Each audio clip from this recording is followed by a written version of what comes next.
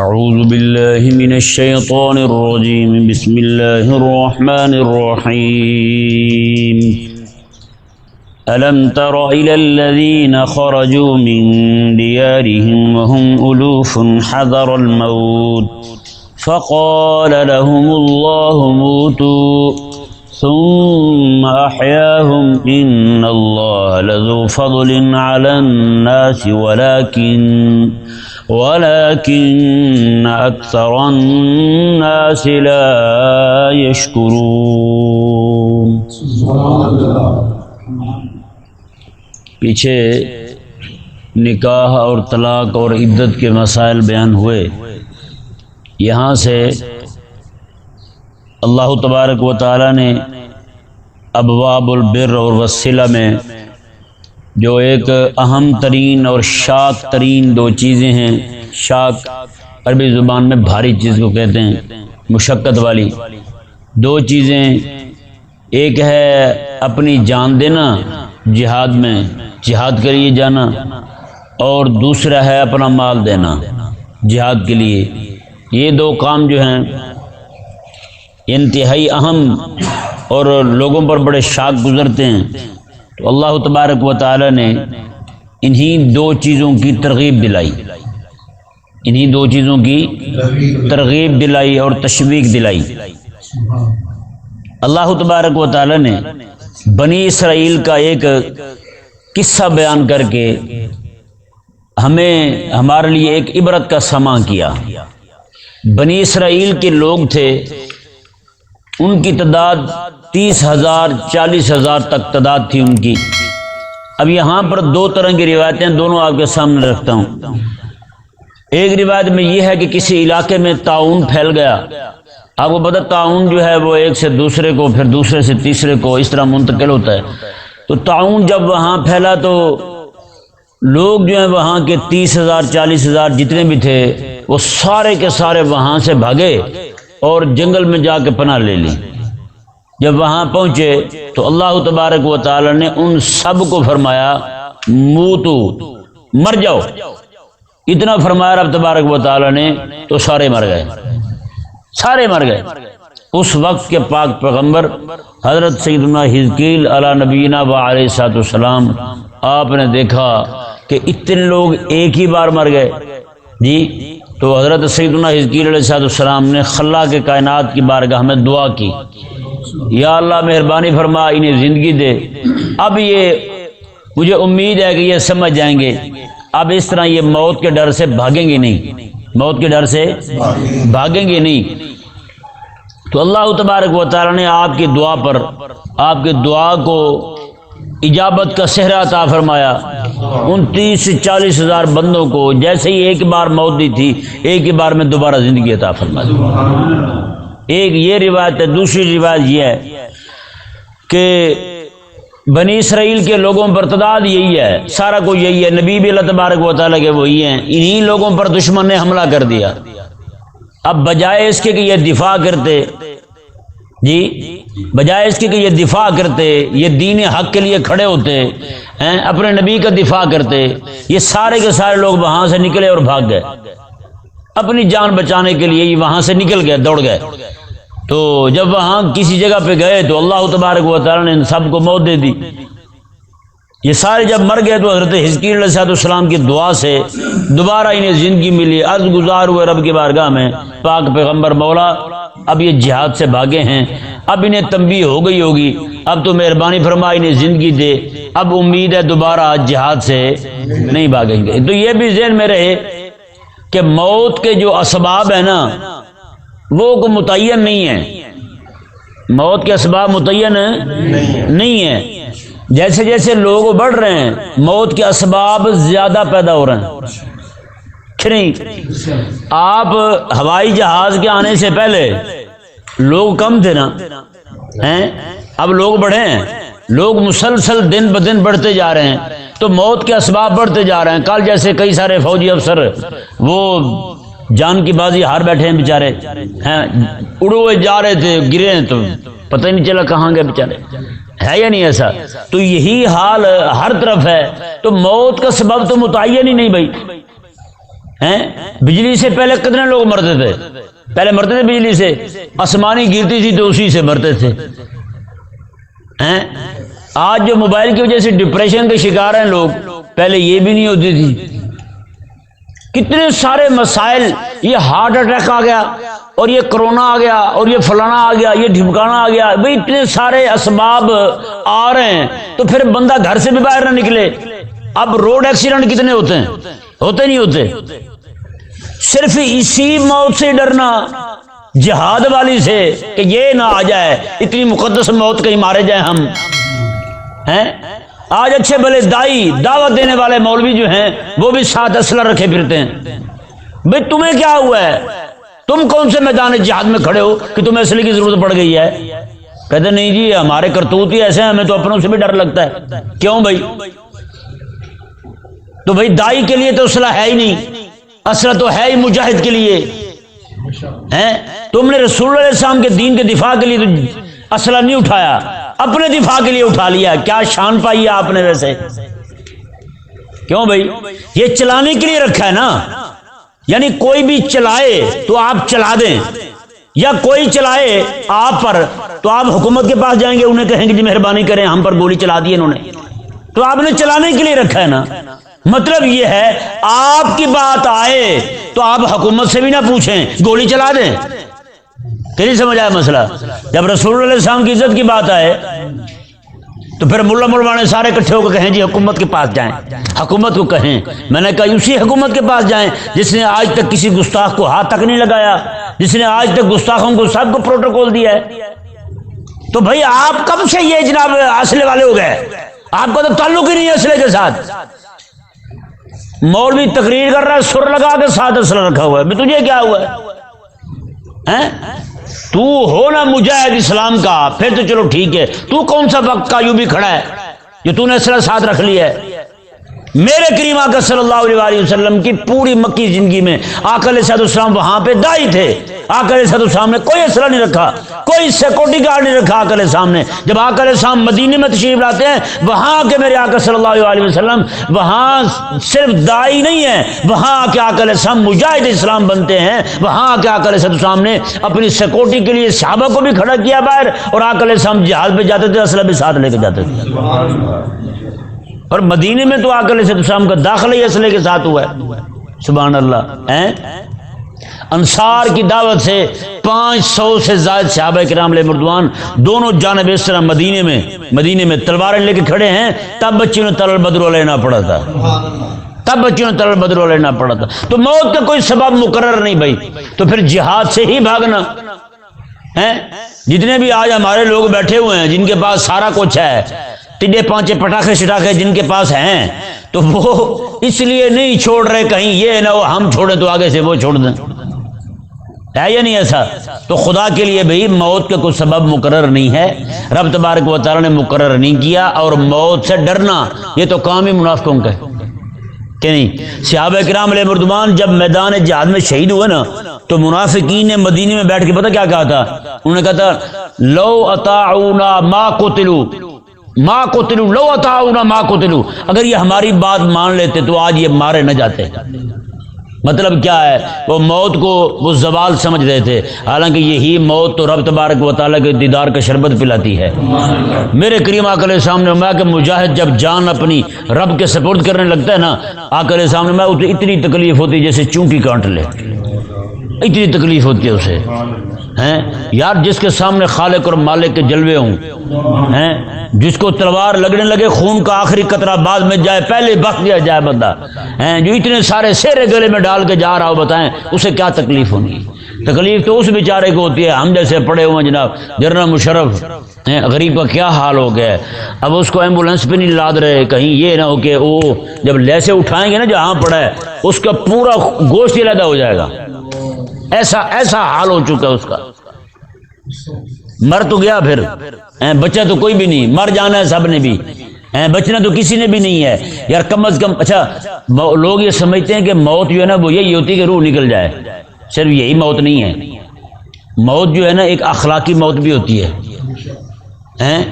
بتائیں آپ پوری دنیا کے اندر ہم پاکستانی جو ہیں ہم زندہ ہیں، ہمیں جو بھی چاہے لتر پھیر دے، جو بھی چاہے جوتے مار دے، کوئی ڈرون پھینک دے، کوئی کچھ کر دے، کوئی کچھ کر دے. ہمارے حکمران بیچارے بڑے بڑے وزیر مشیر یہاں ہم ان کے منشی کو ہاتھ نہیں لگا سکتے. یہ جب باہر جاتے ہیں امریکہ میں تو وہ ان کے کپڑے اتار دیتے ہیں، بالکل ننگا کر دیتے ہیں. بتائیں یار اس سے بڑھ کر اور ہماری موت کیا ہوگی؟ ہم تو مر نہیں چکے، کوئی ہے زندگی ہماری؟ آج سعودیہ میں چلے جائیں، جو ہمارے مسلمان بھائی ہیں سعودیہ کے لوگ ہیں، ان کے منہ سے چھوٹے چھوٹے ڈرائیور بھی کہتے پھرتے ہیں، کہتے ہیں کلو پاکستانی. کیا کہتے ہیں آگے؟ حرامی. کہتے ہیں ہر پاکستانی حرامی ہے. بتائیں تو آخر یہ سننے کو کیوں مل رہا ہے؟ ان کے کرتوت ہی ایسے ہیں. حکمرانوں نے عزت چھوڑی نہیں ہے ہماری، ہمیں مردہ کر دیا ہے. دشمن نے کہا کہ جناب ہم تجھے مارتے ہیں، یہ لمبے پڑ گئے. جہاد کا نام نہیں لینا، جہاد کا نام نہیں لینا. آج حال یہ ہوا ہے، بات کہاں سے کہاں جا پہنچی ہے.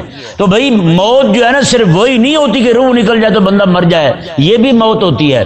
آپ دشمنوں کے سامنے جائیں اور جھولی پھیلا کے جائیں ہمیں وہ 4 پیسے دے دیں، اپنی جناب وہ تعیش پسندی کے لیے، اپنی جناب وہ 4 دن کے جناب ٹور کے لیے جناب اس طرح کر کے مسلمانوں کی عزت کو گروی رکھ دینا، پوری قوم کو مردہ لوگوں کے سامنے ظاہر کرنا، یہ سمجھ سے بالاتر بات ہے. اب یہ بتائیں یہ موت نہیں ہے ہماری قوم کی کہ ہم پوری پاکستانی قوم جو ہے وہ جناب درد میں مبتلا ہے، تکلیف میں مبتلا ہے. ہمارا بلوچستان ڈوب رہا ہے، کراچی ڈوب رہا ہے، مختلف علاقوں میں سیلاب ہے، بند ٹوٹ رہے ہیں، نہروں کے بند ٹوٹ رہے ہیں جی. لوگ بہہ گئے ہیں بیچارے، ان کے گھروں میں یہاں تک پانی آ گیا، بچے ان کے بہہ گئے ہیں، لیکن ہمارے حکمران کرسی کے لیے لڑ رہے ہیں. بتائیں یہ مردہ قوم ہے یا زندہ قوم ہے؟ بتائیں. تو پھر ابھی مردہ قوم کی ایک اور بھی نشانی دیکھے گا. ابھی 4-5 فوجی کل فوت ہوئے ہیں، کل سے جناب ادھم مچائے ہوئے انہوں نے، وہ فوت ہو گئے. اتنے سارے 40-50 لوگ ایک ہی دن میں پانی میں بہہ رہے ہیں، ان کی جدادیں بہہ رہی ہیں، گھر بہہ رہے ہیں ان کے، کوئی خبر ہی نہیں، کوئی خبر ہی نہیں، ان پہ کوئی ماتم ہی نہیں، ان کی تکلیف ہی نہیں کسی کو. تو یہ مردہ قوم نہیں تو اور کون ہے؟ رب تبارک و تعالیٰ نے ارشاد فرمایا جی دیکھیں یہ حضرت سیدنا خالد بن ولید رضی اللہ تعالیٰ عنہ، آپ کا جب آخری وقت ہے نا اس وقت حضرت عمر رضی اللہ تعالیٰ عنہ نے آپ کو سپہ سالاری سے معزول کر دیا، کیونکہ لوگوں کو یہ ذہن بن چکا تھا کہ جناب خالد بن ولید کی وجہ سے فتح ہوتی ہے. حضرت عمر رضی اللہ تعالیٰ نے فرمایا کہ یہ تو عقیدت توحید کے منافی بات ہے. میں فتح میرا اللہ دیتا ہے. کون دیتا ہے؟ میرا اللہ فتح دیتا ہے. لوگوں کے عقیدے کو درست رکھنے کے لیے حضرت عمر رضی اللہ تعالیٰ نے حضرت خالد بن ولید رضی اللہ تعالیٰ کو فرمایا کہ آپ عام سپاہی بن کے لڑیں، آپ سپہ سالار نہیں ہیں. مزے کی بات دیکھیں، یہاں کو بندہ ہو اسے آپ کہیں جی آپ یہاں پہ ہیڈ ماسٹر ہیں، آج کے بعد آپ چپراسی ہوں گے، رہے گا کبھی؟ نہیں رہے گا نا. لیکن قربان جائے یار محمد عربی صلی اللہ علیہ وسلم کی تربیت پر ایک سپہ سالار ہو جس نے جناب اتنی ساری جنگیں جیتی ہوں، دشمنان اسلام پر جس کا روب طاری ہو، جس کے جناب اس کا نام سنتے وہ کانپ جائیں، میدان جہاد چھوڑ کے دوڑ جائیں، جو 3000 بندے لے کے جائے تو لاکھوں بندوں کو دوڑا دے جی. اتنی وزنی 70 کلو وزنی تلوار اٹھا کے، 70 کلو وزنی تلوار اٹھا کے ایک ہی ہاتھ میں، پھر جناب ایسے ایسے چلائے بندہ کہ بندوں کو جناب ایسے ٹولیاں قتل کر کے رکھ دے، وہ بندہ جی اسے حضرت عمر رضی اللہ عنہ کہیں کہ آپ عام سپاہی ہیں جی. قربان جائے رسول اللہ علیہ وسلم کی تربیت پر انہوں نے واپسی کا راہ نہیں دیکھا، پھر عام سپاہی بن کے لڑتے رہے. میں کہ مجھے کام ہے اپنے رب کے لیے لڑنا، وہ آگے ہو کے لڑوں یا پیچھے ہو کے لڑوں، میں نے تو لڑنا ہی لڑنا ہے. اللہ تبارک و تعالیٰ پھر بھی فتح عطا فرماتا رہا. وہی خالد بن ولید رضی اللہ تعالیٰ جب آخری وقت ہے نا جی، گھر 4 پائی پہ لیٹے ہیں، آخری سانسیں لے رہے ہیں، تو آپ نے پتہ کیا الفاظ ارشاد فرمائے؟ فلا نامت اعین الجبنا فرمایا کہ اللہ کرے بزدلوں کو نیند ہی نہ آئے. یہ ڈرپوک اور بزدل لوگ ہیں نا، یہ پڑے ہی رہے گھر میں، ان کو نیند ہی نہ آئے، رات کو بھی جاگتے رہیں. یعنی ایسا خوف طاری ہو دشمن کا ان کو موت کا، گھر ہی پڑے رہیں، مرتے رہیں، یہ جاگتے رہیں، ان کو نیند ہی نہ آئے. مطلب کیا ہے؟ آپ یہ پیغام دینا چاہتے تھے کائنات کے لوگوں، یہ کوئی میدان جہاد میں جانا موت کا سبب نہیں ہے. آپ نے خود فرمایا میں کہ میرے پورے جسم میں نا ایک گٹھ، ایک بلش جگہ بھی ایسی نہیں ہے جہاں پہ تیر کا، نیزے کا، تلوار کا، پھالے کا نشان نہ ہو. میں کہ پورا جسم جو ہے میرا سارے کا سارا وہاں پہ کٹ لگے ہوئے ہیں، پورا جسم زخمی ہے. تو فرمایا کہ میں تو نہیں مرا ہوں. ہیں؟ میدان جہاد میں جانے سے موت ہی آتی ہے تو میں تو نہیں مرا ہوں پھر. اتنے میدان جہاد میں گیا ہوں, اتنے میادین میں نے فتح کیے ہیں, تو میں تمہیں کیا ہوا پھر؟ تم کیوں ڈرتے پھرتے ہو؟ یہ قیامت تک کے لوگوں کے لیے حضرت خالد بن ولید رضی اللہ تعالیٰ عنہ کا فرمان شریف ہیں. کتنی بڑی بات کی حضرت خالد نے. میں کہ مجھے دیکھ لو, میرے پورا جسم دیکھ لو, کوئی بھی جسم کی جگہ ایسی خالی نہیں ہے جہاں پہ تلوار کے ٹکنے لگے ہوں. میں تم ایسے بزدل بنے پڑے ہو. تو آپ نے پھر کہا کہ بزدل کو اللہ کرے گھر میں نیند نہ آئے. کتنی بڑی بات کی ہے حضرت خالد بن ولید رضی اللہ تعالیٰ عنہ. ہوتا ہے نا کئی سارے وہ جناب میدان جہاد میں ہی کھڑے ہو کے لڑ رہے ہوتے ہیں, انہیں کوئی پرواہ نہیں ہوتی. میدان جہاد میں بدر میں آقا علیہ السلام کے صحابہ سفر کر کے تھکے ہوئے ہیں, جب میدان جہاد میں پہنچتے ہیں, یہ کل 300 کو کچھ لوگ تھے اور وہ 1000 سے زیادہ تھے. ان کے پاس تلواریں میں 10-12 تھی, ان کے پاس سارا کچھ تھا. یہ باقی سارے خالی ہاتھ تھے, ان کے پاس سارا کچھ, ان کے پاس کھانے کو کھجوریں نہیں ہیں, وہ شرابیں پینے کے لیے لائے ہوئے ہیں. وہ ایک ایک دن میں ایک ایک وقت میں 8-8 10-10 13-13 12-12 اونٹ ذبح کر رہے ہیں. ان کے پاس کھانے کے لیے روٹی نہیں ہے. اور مزے کی بات دیکھیں, پھر بھی ان پہ لرزہ طاری ہے. رب تبارک و تعالی نے محبوب کریم علیہ السلام کے صحابہ پر نیند مسلط کر دی میدان جہاد میں. وہ کھڑے جناب کانپ رہے ہیں اور یہ سوئے ہوئے ہیں, سارا کچھ ان کے پاس ہے, خالی ہاتھ سوئے ہوئے ہیں. کیا شان عطا فرمائی رب تعالی نے محبوب کے غلاموں کو یار. یغشیکم النعاس امنا, رب تبارک و تعالی میں ہم نے وہ جو تم پر نیند مسلط کی تھی وہی اس نے تمہارے دلوں کو امن سے بھر دیا ہے. ان پہ روب طاری ہو گیا. ہوئے 300 کچھ بندے 1000 سے زیادہ بندوں سے لڑنے کے لیے ہیں اور سوئے ہوئے, اتنے بہادر تو لے رہے ہیں, اتنے شیر ہو گئے ہیں.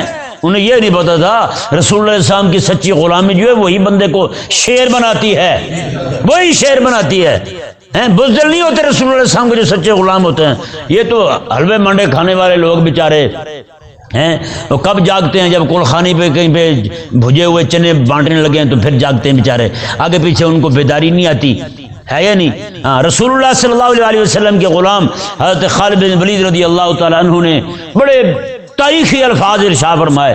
پوری کائنات کا کلام جتنا بھی یہ شاعر جو ہے نا ہماسا کہتے ہیں, ہماسا کہتے ہیں بہادری والی باتیں. کیس والی باتیں؟ جنگ والی باتیں. میں نے یہ کر دیا تو میں نے وہ کر دیا, میں نے تو نکال دیا, لت پندی یہ کر دیا. جیسے مولوی نہیں کہتے تقریروں پہ چھوڑے لا دیں گے, موچھے پا دیں گے, لمحے پا دیں گے, متھے رنگ دیں گے. یہ کیا بات ہوئی؟ تو نے کیا ہی کیا ہے نام مراد؟ تیری تو تقریریں ہی ایسی ہیں جو کسی کام کی نہیں ہیں. تیری تقریروں سے تو کسی کافر پہ روب طاری نہیں ہوتا, اور تو ماتھے رنگنے کی باتیں کر رہا ہے اپنے مسلمانوں کی, کلمہ پڑھنے والوں کے چھوڑے لانے کی باتیں کر رہا ہے تم. تو حضرت خالد بن ولید رضی اللہ تعالیٰ عنہ کا یہ فرمان شریف جو ہے یہ علل اعلان کہہ رہا ہے کہ موت کا سبب مقرر نہیں ہے. اگر جہاد میں جانا ہی موت کا سبب ہے تو میں پھر بزدلو دیکھو میں پھر کیسے بچ گیا ہوں. میں کیسے بچ گیا ہوں پھر مجھے دیکھ لو. اللہ اکبر. رب تبارک و تعالی نے ارشاد فرمایا جی اس قوم کو 30 سے 40 ہزار لوگ جو موت سے بھاگے تھے انہیں میں منہ تو مر جاؤ تم, سارے مر گئے. ثم احیاہم, پھر رب تبارک و تعالی نے انہیں زندہ کیا. یہاں پہ ایک اشکال ہے اور اس کا جواب دے کے آگے چلتے ہیں. اشکال یہ ہے کہ اللہ تبارک و تعالی نے قرآن کریم میں فرمایا کہ موت کا وقت مقرر ہے. میں جب موت آ جائے گی تو پھر دوبارہ زندگی نہیں ہے, پھر قیامت کے دن ہی اٹھنا ہے. کب اٹھنا ہے؟ تو یہ زندہ کیسے ہو گئے؟ 30 سے 40 ہزار لوگ جو مر گئے تھے تعاون سے بھاگے ہوں یا پھر جہاد سے بھاگے ہوں, یہ مر گئے, دوبارہ زندہ کیسے ہو گئے؟ تو یہ ذہن میں رہے. اس کے 2 جواب مفسرین نے دیے ہیں. سب سے پہلا جواب یہ ہے یہاں پہ جو ان کو زندگی مل رہی ہے وہ بطور معجزہ کے ہے. کس کے ہے؟ بطور معجزہ کے ہے. حضرت حزقیل علیہ السلام نے دعا کی, زندہ ہو گئے. جیسے قرآن کریم نے فرمایا کہ حضرت عیسیٰ علیہ السلام نے میں اوحی الموتیٰ باذن اللہ, میں مردوں کو زندہ کرتا ہوں رب تبارک و تعالیٰ کی اجازت کے ساتھ. ہیں جی یہاں بھی بطور معجزہ کے مردے زندہ ہو رہے ہیں. اچھا پھر دوبارہ دیکھیں حضرت سیدنا موسیٰ علیہ السلام کے دور میں گائے زندہ ہوئی, مری بھی گائے تھی نا, بندہ بھی مرا ہوا تھا وہ دوبارہ زندہ ہو گیا, جس کو گوشت لگایا تھا گائے کا وہ زندہ ہو گیا. پڑھا آپ نے پہلے بارے میں, وہ بھی زندہ ہو گیا. تو اس کا زندہ ہونا بھی حضرت موسیٰ علیہ السلام کا معجزہ ہے. وہ کیا ہے؟ معجزہ ہے. دیکھا جائے نا کہ وہ گوشت لگایا تو زندہ ہوا, حقیقت میں وہ زندہ ہوا ہے موسیٰ علیہ السلام کے فرمان پر. موسیٰ علیہ السلام نے کہا تھا ایسے کرو تو ہو جائے گا, ورنہ گوشت لگانے سے کون سے مردے زندہ ہوتے ہیں کہ نہیں؟ بات تو اصل وہی تھی نا جو موسیٰ علیہ السلام نے فرمائی تھی. کہ نہیں جی؟ تو یہ اچھا ایک جواب یہ ہو گیا کہ یہ جتنے بھی زندہ ہوئے ہیں سارے بطور معجزہ کے زندہ ہوئے ہیں۔ دوسرا یہ ہے کہ یہ جو 30,000 سے 40,000 لوگ مردہ زندہ ہوئے تھے، ان کی موت جو تھی وہ موت بطور سزا تھی، اپنی مدت پوری کرنے والی موت جو ہوتی ہے وہ نہیں تھی، یعنی یہ اجل والی نہیں تھی، یہ اجل والی نہیں تھی، یہ بطور تنبیہ کے بطور سزا کے موت تھی۔ تو اللہ تبارک و تعالی نے انہیں پھر سے زندگی عطا فرما دی۔ اللہ تبارک و تعالی نے آگے ارشاد فرمایا ان اللہ لذو فضل علی الناس ولکن اکثر الناس لا یشکرون، لیکن بے شک اللہ تبارک و تعالی لوگوں پر بڑا فضل فرمانے والا ہے، لیکن اکثر لوگ جو ہیں رب کے فضل کی قدر ہی نہیں کرتے ہیں۔ نہ شکری کے مطلب ہے قدر نہ کرنا۔ اللہ اکبر۔ اللہ تبارک و تعالی نے آگے ارشاد فرمایا، آگے جی بطور خاص حکم ہو رہا ہے اہل اسلام کو، وقاتلوا فی سبیل اللہ واعلموا ان اللہ سمیع علیم، میں کہ اہل ایمان تم اللہ کی راہ میں جہاد کرو، واعلموا اور یقین کر لو کہ بے شک اللہ تبارک و تعالی سننے والا جاننے والا ہے، سننے والا جاننے والا ہے۔ آج جو تم جہاد کے خلاف میٹنگیں کرتے پھرتے ہو، مشاورتیں کرتے پھرتے ہو، جو بھی کہتے پھرتے ہو، میں یہ سارا تمہیں پتہ چل جائے گا۔ یہ نا آپ کوشش کر کے، حضرت نعمت اللہ شاہ ولی ایک بزرگ گزرے ہیں پرانے، انہوں نے پیشن گوئیاں کی ہیں، ان کی پیشن گوئیاں جو ہے نا وہ خاص طور پہ جہاد کے متعلق اور اس طرح کی چیزوں کے متعلق بہت زبردست ہے، وہ پڑھنے والی ہیں۔ انہوں نے یہ بیان کیا کہ وہ جو مشرک ہیں نا ساتھ والے دھوتی والے، کہتے ہیں کہ وہ حملہ کریں گے اس پر، ہمارے ملک پر، اور پورے لاہور کو قابو کر لیں گے، پورے لاہور کو، پھر قبضہ کریں گے اس پر، قتل و غارت کریں گے، بے تحاشا خون بہائیں گے، بہاتے بہاتے اٹک دریا تک پہنچ جائیں گے، اٹک والے دریا تک پہنچ جائیں گے۔ وہاں پر پہنچ کر وہاں پر انہوں نے کھڑے ہونا، پھر یہ نہیں کھڑے ہوں گے کیونکہ انہوں نے تو پہلے آگے نہیں ہم نہیں بھائی۔ پھر وہاں سے افغانستان سے مسلمان آئیں گے، افغانستان سے مسلمان آئیں گے، انہوں نے پھر ان کی جتنی فوجیں جتنے لشکر ہوں گے ان کے دھوتی والوں کے سب کو تہ تہ کر دیں گے، سب کو قتل کر دیں گے۔ وہاں سے پھر پورے پاکستان کے اندر رب تبارک و تعالیٰ کے فضل سے اسلام کی حکومت قائم ہو جائے گی۔ یہ انہوں نے بیان کیا حضرت نعمت اللہ شاہ ولی۔ جہاد کی یہ برکت ہے بھائی، جہاد نہیں کریں گے تو پھر حال یہی ہوگا، وہ بھی جوتا مارے گا، وہ بھی شادہ ہی مارے گا، گاما ہی مارے گا، ماجا ہی مارے گا۔ آج وہ لوگ بھی ہمیں جوتے مار رہے ہیں جن کی مائیں بہنیں ننگی ہیں، آج وہ لوگ بھی ہمیں آنکھیں دکھاتے ہیں جو گائے کا پیشاب پیتے ہیں۔ وہ ان چوڑوں کی کیا اوقات تھی کہ ہمیں آنکھیں دکھاتے یار؟ 1000 سال تو میرے بڑوں نے حکومت کی ہے یہاں پر، آج میری کو سننے والا نہیں ہے۔ آج مجھے جناب مارا جا رہا ہے ہر طرف، مسلمان کی بہن بیٹی ذلیل ہے پوری دنیا میں، کیوں؟ اس کی وجہ کریم آقا علیہ السلام کے غلام حضرت ابوبکر صدیق فرماتے ہیں، آپ نے فرمایا جب تم جہاد کو چھوڑ دو گے رب تبارک و تعالیٰ تم پر ذلت طاری کر دے گا۔ آج وہی ذلت ہے جو ہم اپنی آنکھوں سے دیکھ رہے ہیں۔ جس چوڑے کا جی چاہتے ہیں مسلمان کی ماں بہن کے برقعے کو کھینچ لیتا ہے، کیوں کھینچتے ہیں؟ وجہ یہ ہے انہیں پتہ ہے نبی ان کا وارث ہی کوئی نہیں، ان کے لیے بولنے والا ہی کوئی نہیں، جو بیٹھے ہیں سارے وہ سارے کاغذی شیر ہیں۔ اللہ تبارک و تعالی نے صاحب مبارک میں وقاتلوا فی سبیل اللہ واعلموا، میں اللہ کی راہ میں لڑو، تم جہاد کرو، واعلموا اور یقین کر لو کہ اللہ تبارک و تعالی سننے والا جاننے والا ہے۔ رب جانتا ہے جو کچھ تم کر رہے ہو، پورے پاکستان کا غریب عوام کا خون چوس گئے ہو، اور جہاد کے لیے کبھی تم نے جناب ایک کافروں کا کوئی پرندہ بھی نہیں مارا تم نے۔ ان اللہ سمیع علیم، اللہ تبارک و تعالی سننے والا بھی ہے اور جاننے والا بھی ہے۔ موت سے ڈر کے بیٹھے ہیں بہت دل، کہیں یہ نہ ہو ہم مارے جائیں، بھی کب تک بچو گے پھر بھی تم، پھر اب تبارک و تعالیٰ تمہیں موت وہ دے گا کہ لوگ ڈریں گے ہاتھ لگاتے ہوئے بھی، کہیں یہ نہ ہو اسے ہاتھ لگائیں کہیں بھوری نہ جائے، کہیں کھوری نہ جائے، لوگ ڈریں گے ہاتھ لگاتے ہوئے تمہیں۔ پھر رب تبارک و تعالیٰ نے ارشاد فرمایا جی دیکھیں اللہ اکبر، یہاں تک بیان کیا جہاد کا مسئلہ جو بڑا ہی عام بڑا ہی شاک ہے بندوں پر، اور آگے بیان کیا رب تبارک و تعالیٰ نے من ذا الذی یقرض اللہ قرضا حسنا، میں کہ جہاد کے لیے پیسے بھی دو، جہاد کے لیے بھی قرضہ بھی دو. اللہ اکبر.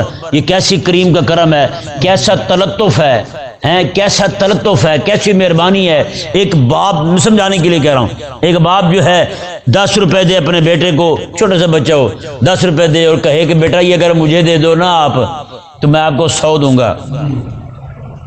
بتائیں جی بچے کے پاس جو 10 ہیں وہ کون سے بچے کے اپنے ہیں؟ اگر وہی بچہ 10 اپنے ابے کو دے دیتا ہے تو بچہ جناب 700 ملا کے اور دے دیتا ہے جی. یہ ابے کی مہربانی نہیں تو کیا ہے؟ تو رب تبارک و تعالیٰ کیا ارشاد فرماتا ہے؟ رب تبارک و تعالیٰ نے قرآن کریم میں ہی ایک جگہ 2 چیزیں بیان فرمائیں. ایک یہ کہ ایک حصی مثال دی. کون سی مثال؟ حصی, محسوس ہونے والی, ہر بندہ دیکھ سکتا ہے, ہر بندے کے مشاہدے میں, ہر بندے کے تجربے میں ہے. بتائیں بھائی, سونے کو مٹی میں ڈال دیں خراب ہو جائے گا نہیں ہوگا؟ چاندی کو ڈال دیں ہیں جی, آپ کھانا بنا کے زمین میں ڈال دیں بچے گا ہیں جی, پیسے ڈال دیں خراب ہوں گے نہیں ہوں گے؟ ہو جائیں گے نا. کتنی قیمتی سے قیمتی چیزیں آپ مٹی میں ڈال دیں خراب ہو جائیں گی. لیکن گندم کا دانہ وہ زمین میں ڈالتے ہیں, مکئی کا ایک دانہ آپ زمین میں ڈالتے ہیں, اتنی بڑی چھلی کہتے ہیں اسے, اتنی بڑی چھلی نکلتی ہے اس میں سے, سٹا کہتے ہیں اردو میں, وہ نکلتا ہے, اس کو کتنے دانے لگے ہوتے ہیں. رب تبارک و تعالی نے ارشاد فرمایا کہ میرے کہنے پر مٹی میں ڈال دیا ہے جہاں ہر چیز خراب ہو جاتی ہے, مٹی میں ڈال دیا ہے تم نے جہاں ہر چیز خراب ہوتی ہے. وہاں بھی تو میں نے کہا تھا کہ ڈال دو دوں گا, تو ایک کا 100 دیا, ایک دانے کا پورا سٹے دے دیا تمہیں. وہاں تجھے مجھے پہ اعتماد ہے, اور یہاں میں کہہ رہا ہوں کہ میرے نام پہ دوں گا, بڑھا کے دوں گا. یہاں کیوں نہیں مانتا؟ یہاں تجھے خوف لائق کیوں ہو جاتا ہے؟ سبحان اللہ. مسلم شریف میں حدیث شریف ہے, کریمہ کا صلی اللہ علیہ وسلم نے ارشاد فرمایا روزانہ پچھلی رات کے وقت رب تبارک و تعالیٰ کی رحمت جو ہے نا بندوں کی اتنا قریب آ جاتی جیسے یہ پہلا آسمان ہے. حدیث میں الفاظ تو اور ہیں, وہ یہ ہے کہ رب تبارک و تعالیٰ نزول فرماتا ہے, یعنی اللہ تبارک و تعالیٰ پہلے آسمان پہ آ جاتا ہے, یہ الفاظ ہیں. اور مطلب اس کا یہی ہے کہ اللہ تعالیٰ کی رحمت قریب ہو جاتی ہے. اور آگے پتہ رب تعالیٰ فرماتا کیا ہے؟ رب فرماتا ہے کوئی بندہ ایسا جو مجھ سے مانگے اور میں دے دوں, مجھ سے مانگے تو میں دے دوں, توفیق کی عبادت مانگے تو دے دوں, دنیا کا مال و دولت مانگے تو دے دوں. اگر آپ پتہ کیا فرماتا ہے؟ مطلب من یقرض غیر ادیم ولا ظلوم. رب فرماتا ہے, اگر حدیث کے الفاظ دیکھیں, آقا علیہ السلام رب ہاتھ پھیلا کر کہتا ہے, اس طرح ہاتھ پھیلا کر کہتا ہے. رب فرماتا ہے کوئی بندہ ایسا جو اسے قرض حسنہ دے جو نہ تو کنگال ہے اور نہ ہی ظلم کرتا ہے. اللہ, اتنے حیران کن الفاظ, میں کہتا ہوں مزہ ہی آ گیا. یہ آپ سنیں گے, میں آپ سے کچھ عرض کرتا ہوں آپ کو. ادیم اسے کہتے ہیں جس کے پاس کچھ ہو ہی نہ. اچھا بتائیں بھائی, آپ کے پاس کوئی بندہ آ جائے جس کے پاس کچھ ہو ہی نہ, اور آگے کہیے آپ 1 لاکھ روپے قرض دے دیں, کوئی بندہ دے گا جلدی؟ اسے کوئی بھی نہیں دے گا.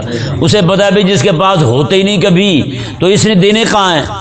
ہاں, جس کے پاس پیسے ہوں اسے تو ہر بندہ دے گا. اسے پتا ہے بھی آج لے جائے گا, جتنے دن وہ کہہ رہا ہے دے دے گا, لیٹ بھی کرے گا تو کچھ دنوں بعد دے دے گا. ایک وہ بندہ جو کنگال ہو اسے کوئی نہیں دیتا, اور دوسرا وہ بندہ جو ظالم ہو, لے تو دینا, دبا جائے, اسے بھی کوئی نہیں دیتا.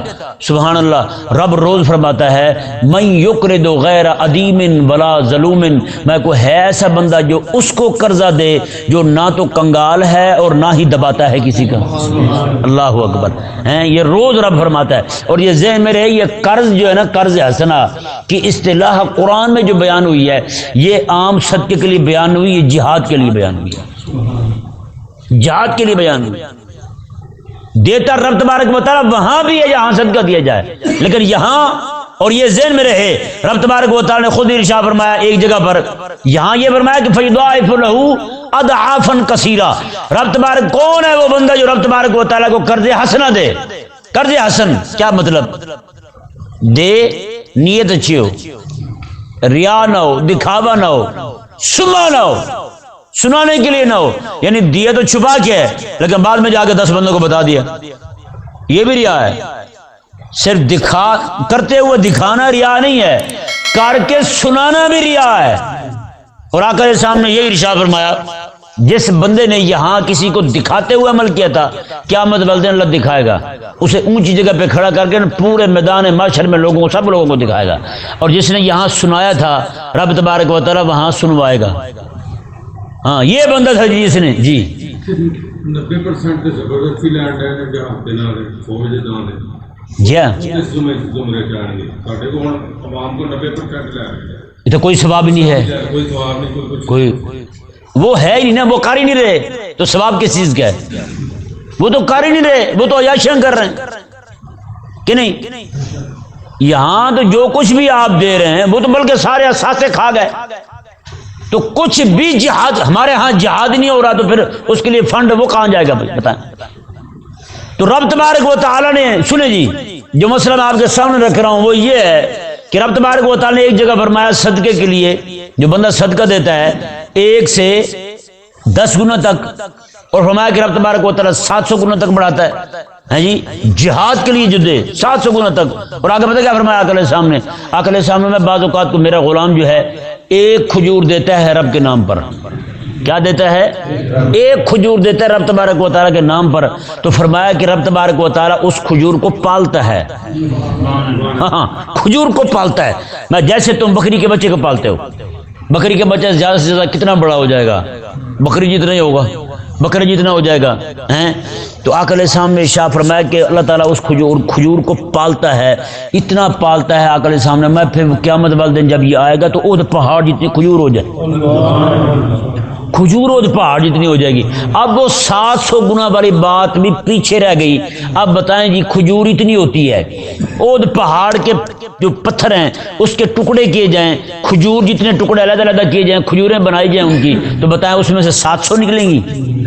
یہ جو فرمایا رب تعالیٰ نے کہ دگنا کر دے گا 1400 نکلیں گی ہیں؟ اس سے ثابت ہوا جو بندہ رب تبارک و تعالیٰ کے نام پر اخلاص اور اچھی نیت کے ساتھ دیتا ہے، جہاد کے لیے دیتا ہے، اس کے صدقے کا جزا جو ہے وہ رب تبارک و تعالیٰ نے خود لامحدود رکھی ہے، لامحدود رکھی رب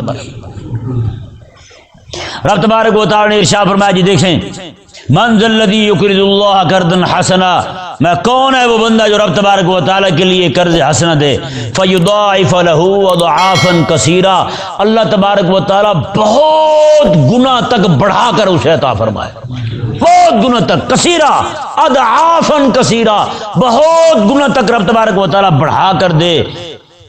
سبحان اللہ۔ آگے الفاظ دیکھیں، واللہ یقبض و یبسط، مایا کہ قبض بھی اسی کے ہاتھ میں ہے، بسط بھی اسی کے ہاتھ میں ہے۔ قبض کہتے ہیں تنگی کو، کسے کہتے ہیں؟ تنگی کو۔ بسط کہتے ہیں وسعت کو، گنجائش کو، توسع کو۔ رب تبارک و تعالیٰ نے میں کہ قبض بھی اسی کے ہاتھ میں ہے، بسط بھی، یہ دونوں اسی کے ہاتھ میں ہیں، جس کے لیے چاہتا ہے وسیع کر دیتا ہے، جس کے لیے چاہتا ہے کم کر دیتا ہے۔ یہ ثواب بھی اسی کے ہاتھ میں ہے، کسی کے لیے چاہتا ہے تو کئی گنوں تک بڑھا دیتا ہے، کسی کے لیے چاہتا ہے تو اسے اتنا ہی عطا فرماتا ہے جتنا اس نے دیا ہو۔ اور آگے فرمایا رب تبارک و تعالیٰ نے وَإِلَيْهِ تُرْجَعُونَ، اور تم سب نے اسی کی بارگاہ میں لوٹنا ہے، اسی کی بارگاہ کی طرف لوٹنا ہے۔ اللہ تبارک و تعالیٰ سمجھنے کی توفیق عطا فرمائے۔